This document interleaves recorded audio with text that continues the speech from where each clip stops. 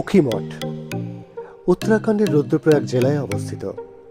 উখিমঠের চারিদিকে নৈসর্গিক পরিবেশ, চারিদিকে পাহাড় আর তার পাশ দিয়ে বয়ে গেছে মন্দাকিনী নদী। এই নদীর পাশেই পাহাড়ে রয়েছে সুবিশাল ভারত সেবাশ্রম সংঘ এবং তার পাশেই রয়েছে ভারত সেবাশ্রম সংঘের স্কুল, যেখানে স্থানীয় ও ওই জেলার মানুষেরা শিক্ষা গ্রহণ করে। উখিমঠ ভারত সেবাশ্রম সংঘে থেকে তার আশেপাশের অনেক দর্শনীয় স্থান দর্শন করতে পারেন। সঙ্গে পাবেন প্রশান্ত মহারাজের আতিথেয়তা ও গাইডেন্স। সংঘ এখানে যাত্রী নিবাস আছে, যাত্রীদের থাকার ব্যবস্থা করা হয়, তারপরে ওই খাবারের ব্যবস্থা আছে। আর এই যে এখানে যাত্রী থেকে আমাদের উখিমঠের যে মন্দির, ওঙ্কারেশ্বর মন্দির বলে, যেখানে কেদারনাথের ভগবানজি 6 মাস আসে পূজা পায়, আর মধুমেশ্বর ঠাকুর আসে এখানে এসে পূজা পায় 6 মাস। আর ওই কেদারনাথের মন্দির ওঙ্কারেশ্বরে উষা আর অনিরুদ্ধের বিয়ে হয়েছিল।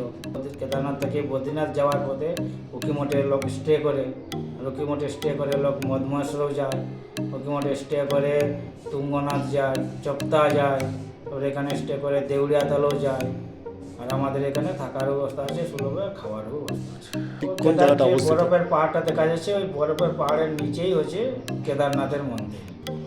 আর এই পাশে একটা ছোট মতন দেখা যাচ্ছে বরফ, ওটাকে চৌখাম্বা বলে, যেখানে মধুমেশ্বর ঠাকুর মধুমেশ্বর। পাশের নদীটা হচ্ছে ওটা ওই কেদারনাথ থেকে যে মন্দাকিনী এসেছে সেই নদীটা হচ্ছে।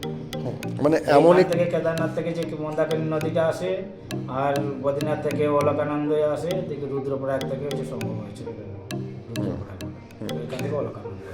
ডুলি দেখুন, ডুলি তো একটা যখন শুরু খুলে তখন যায় ডুলি এখান থেকে কেদারনাথ থেকে ভাই অক্ষয় তৃতীয়াতে খুলে, কিন্তু তাদের তিথি অনুসারে তারা তৈরি করে।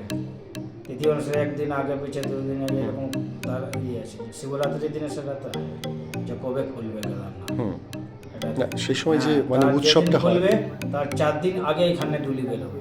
আচ্ছা, এখানে এইখান থেকে ডুলি ফার্স্ট দিনে গিয়ে গুপ্তকাশিতে থাকবে, সেকেন্ড দিনে গিয়ে ফাটাতে থাকবে, থার্ড দিনে গৌরীকুণ্ডে থাকবে, আর ফোর্থ দিনে কেদারনাথে পৌঁছে।